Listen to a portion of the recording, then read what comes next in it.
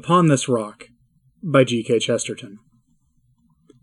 To a Roman Catholic, the Roman Catholic Church is simply the Christian religion, the gift of Christ to St. Peter, and his successors of a right to answer at all times all questions about what really is, a thing surrounded at the edge of its own wide domain by various severed fragments of its own substance, consisting of people who, for different reasons, deny that right to affirm what it really is, and who therefore differ among themselves, indefinitely and increasingly, about what it really is. It may be added that they differ not only about the nature of the ideal Christianity that ought to be substituted, but even about the nature of the Roman Catholicism that is to be defied. To some it is Antichrist, to some it is one branch of the Church of Christ, having authority in certain provinces, but not in England or Russia. To some it is a corrupt perversion of truth from which religion was rescued, to others a necessary historic phase through which religion had to pass, and so on. But it may be noted by the curious that though there is so much difference in the reasons given, there is something common to most of the emotions felt. The reactions to Rome are all reactions to something odd. It is 1,000 things, but all things with a sort of thrill in them. A mystery, a bête noire, a strange survival, a public scandal, a private embarrassment, an open secret, a tactless topic, a sly joke, a last refuge or a leap in the dark. Everything except anything that is like anything else. To a Roman Catholic, there is no particular difference between those parts of the religion which Protestants and others accept, and those parts which they reject. The dogmas have, of course, their intrinsic theological proportions, but in his feeling they are all one thing. The Mass is as Christian as the Gospel is as Catholic as the Mass. This, I fancy, is the fact which the Protestant world has found it most difficult to understand, and about which some of the most unfortunate forms of ill-feeling have appeared. Yet it arises quite naturally from the actual history of the Church, which has had to contend incessantly with quite other and quite opposite heresies. She has not only had to defeat these sects to defend these doctrines, but to defeat other sects to defend other doctrines, including the doctrines which these sects rightly hold so dear. It was only the Roman Catholic Church that saved the Protestant truths. It may be right to rest on the Bible, but there would be no Bible if the Gnostics had proved that the Old Testament was written by the devil, or had littered the world with apocryphal Gospels. It may be right to say that Jesus alone saves from sin, but nobody would be saying it if a Pelagian movement had altered the whole notion of sin. Even the very selection of dogmas which the Reformers decided to preserve had only been preserved for them by the authority which they denied. It is natural, therefore, for Catholics not to be always thinking of the antithesis of Catholic and Protestant any more than of Catholic and Pelagian. Catholicism is used to proposals to cut down the creed to a few clauses, but different people have wanted quite different clauses left and quite different clauses cut out. Thus, a Catholic does not feel the special reverence paid to the Mother of God as any more of a controversial question than the divine honors paid to the Son of God, for he knows the latter was as much controverted by the Arians as the former by the Puritans. He does not feel the throne of St. Peter to be any more specially in dispute than the theology of St. Paul, for he knows that both have been disputed. There have been anti-popes, there have been apocryphal Gospels, there have been sects dethroning Our Lady and sects dethroning our Lord. After nearly 2,000 years of this sort of thing, Catholics have come to regard Catholicism as one thing, all the parts of which are in one sense equally assailed and in another sense equally unassailable.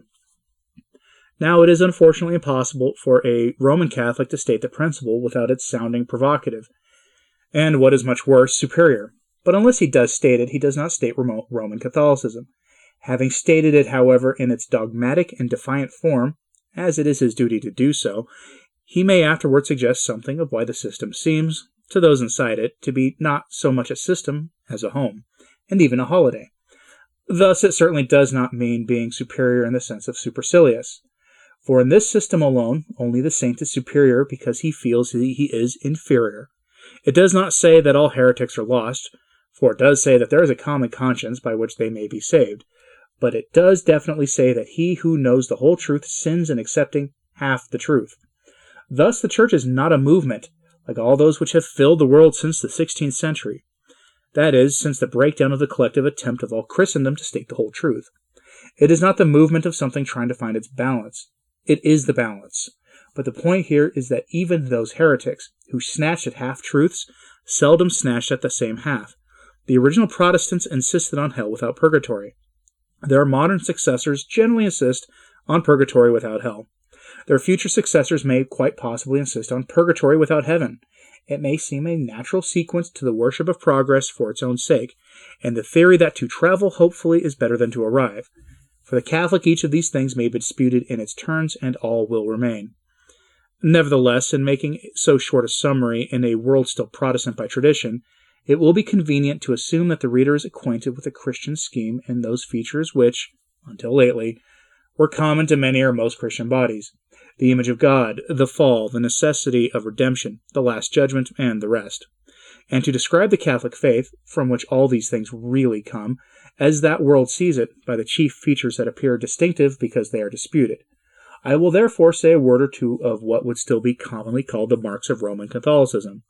I shall say very little about the greatest of all, because it is admittedly a mystery and an object of faith. Catholics believe that in the Blessed Sacrament Christ is present, not merely as a thought is present in a mind, but as a person is present in a room, veiled only from the actual senses by the appearance of bread and wine. Of its historical aspect, it will be enough to say that Roman Catholics are convinced that it is spoken of in this spirit at least as early as St. Ignatius, who was roughly of the next generation to that of the Gospel. The common sense of it seems to me, would be to say that if the words of Christ at the Last Supper were misunderstood, they were misunderstood by the 12 apostles. But the doctrine is so tremendous and transcendental that we cannot complain if some misunderstand it as blasphemous and extravagant. Only they cannot have it both ways. They must not turn around and complain that we claim to possess Christ as a living God by a vital process, absent from the other communions that called the process impossible.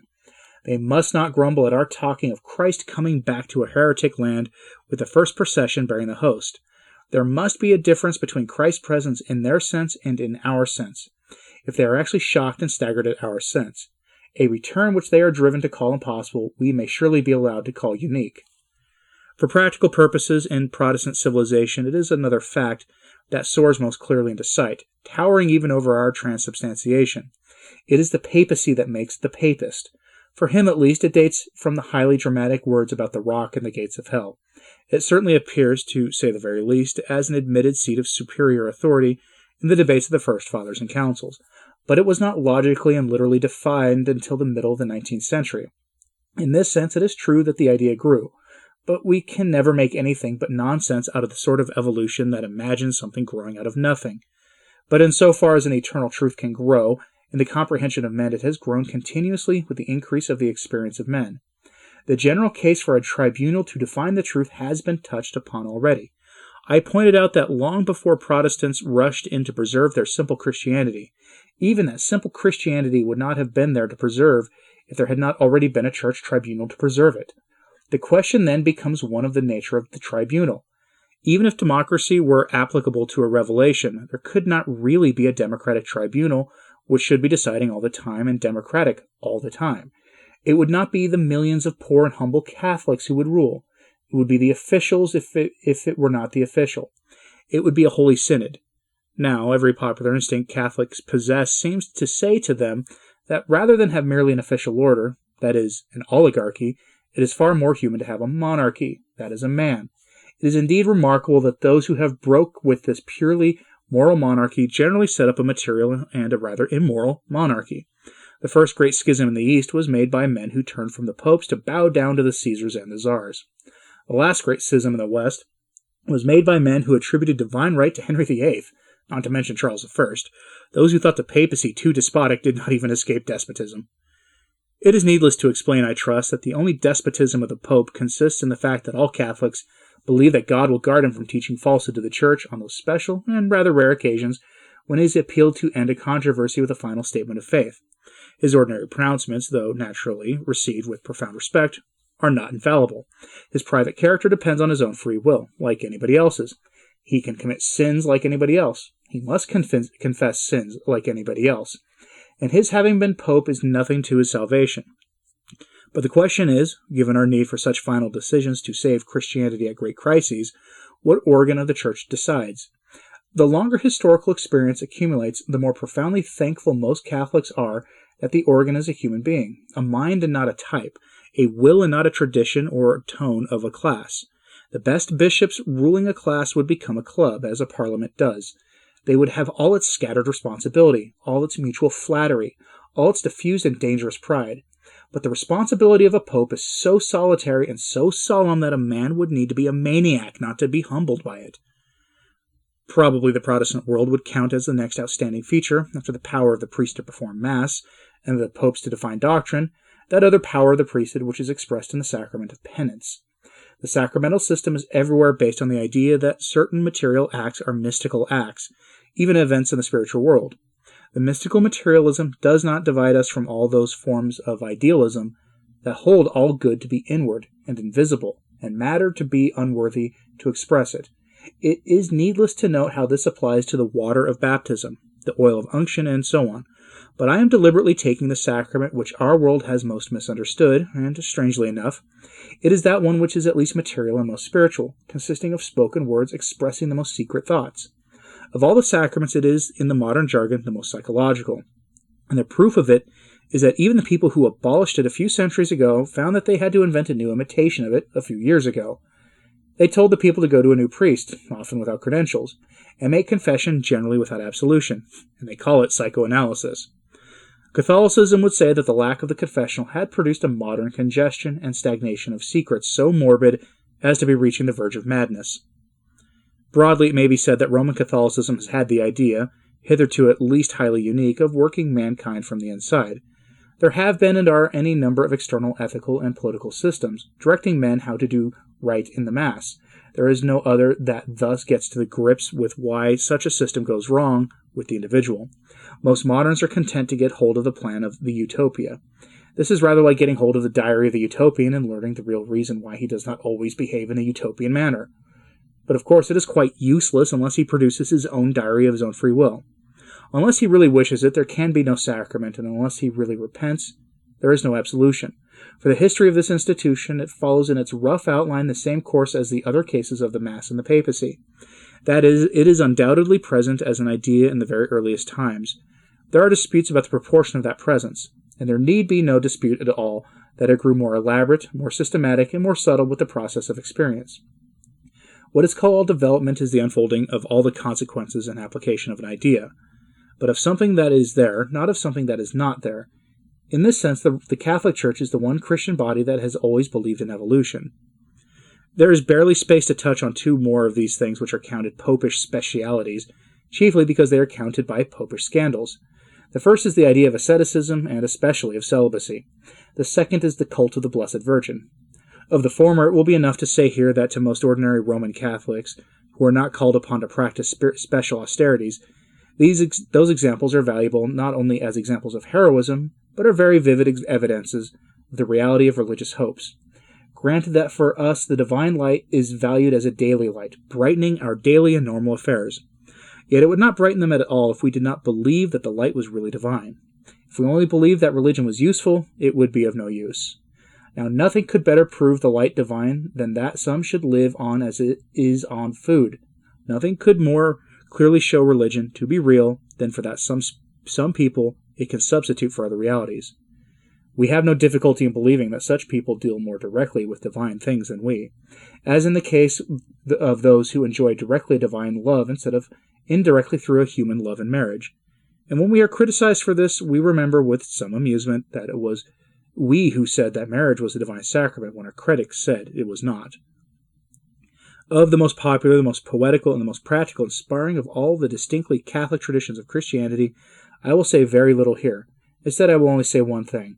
The honor given to Mary as the Mother of God is, among 1,000 other things, a very perfect example of the truth to which I have recurred more than once, that even what we may call the Protestant truths were only saved by the Catholic authority.